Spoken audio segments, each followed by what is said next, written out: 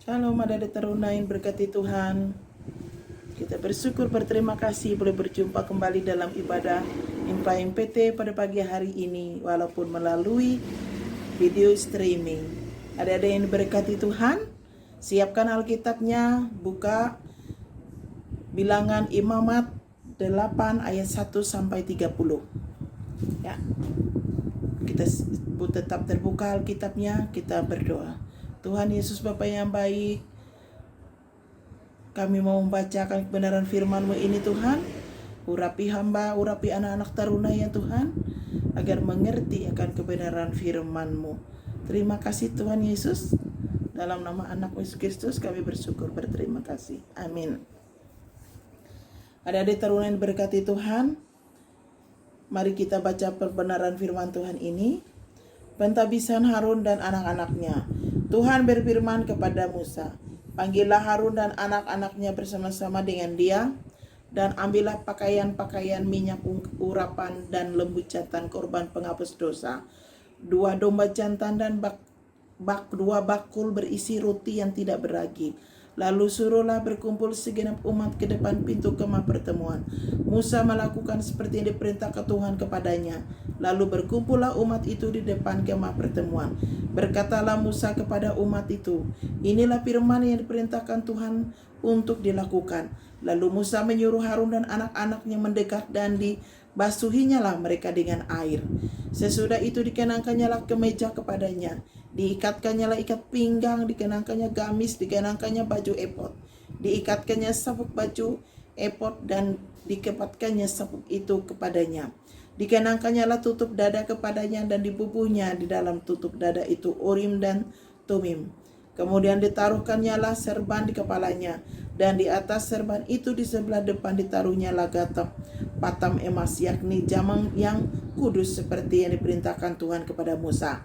Musa mengambil minyak urapan, lalu diurapinya lah kemah suci serta segala yang ada di dalamnya, dan dikuduskannya lah semuanya itu. Dipercikkannya lah sedikit dari minyak itu ke mezbah 7 kali, dan diurapinya mezbah itu serta segala perkakasnya, dan juga bejana pemasuhan serta alasnya untuk menguduskannya.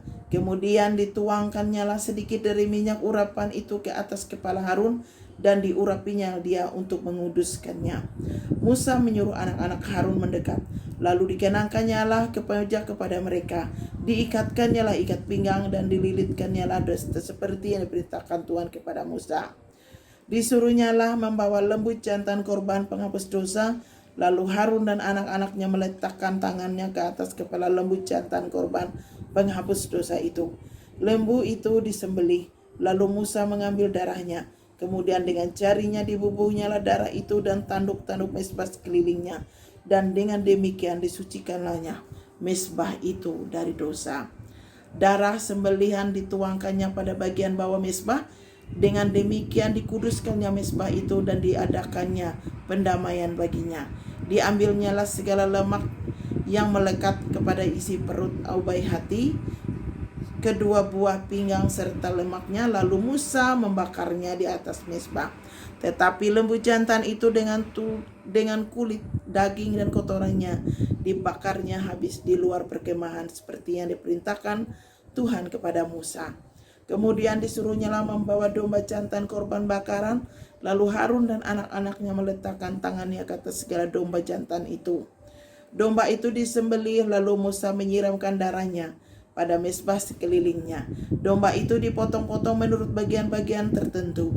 Lalu Musa membakar kepalanya dan bagian-bagiannya dan lemaknya, tetapi isi perut darah betisnya dibasuh dengan air. Lalu Musa membakar seluruh domba jantan itu di atas mezbah. Itulah korban bakaran yang baunya menyenangkan, yakni suatu korban api-apian bagi Tuhan, seperti yang diperintahkan Tuhan kepada Musa. Kemudian disuruhnya membawa domba jantan yang lain, yakni domba persembahan pentabisan. Lalu Harun dan anak-anaknya meletakkan tangannya ke atas kepala domba jantan itu. Domba jantan itu disembelih, lalu Musa mengambil sedikit dari darahnya dan membubuhnya pada kuping telinga kanan Harun, pada ibu jari tangan kanan, dan pada ibu jari kaki kanannya.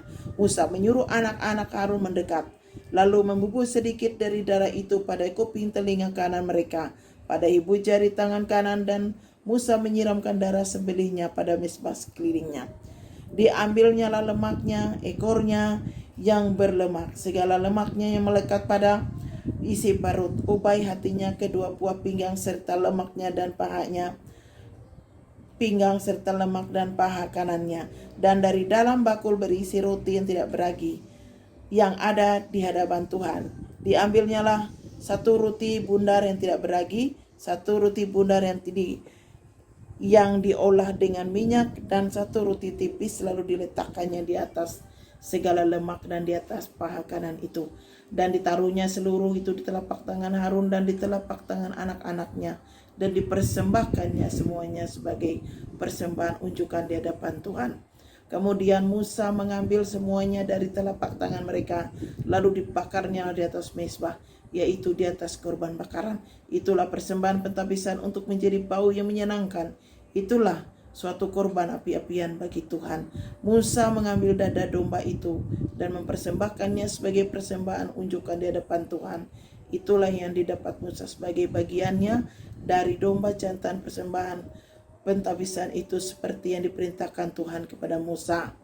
Dan lagi Musa mengambil sedikit dari minyak urapan dan dari darah yang di atas mezbah itu, lalu memercikkannya kepada Harun, ke pakaiannya dan juga kepada anak-anaknya dan ke pakaian anak-anaknya. Dengan demikian ditabiskannya lah Harun pakaiannya dan juga anak-anaknya dan pakaian anak-anaknya. Terima kasih Tuhan Yesus. Haleluya. Amin. Demikianlah firman Tuhan. Adik-adik taruna berkati. Kita masuk dalam aplikasi. Sebagai umat Tuhan, hidup kita penuh dengan anugerah-Nya. Tiap hari melalui berbagai pengalaman hidup, karya kasih setia Tuhan terus berlangsung dalam kehidupan kita. Ia telah memilih kita, menebus dan menyelamatkan kita. Ia juga yang terus memimpin kita. Tuhan senantiasa melakukan bagi kita, karena Ia setia dan bersedia menggenapi janji-Nya.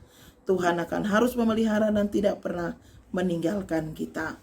Sebagai umat Tuhan yang diberkati, sudah selayaknya kita pun selalu setia kepada-Nya.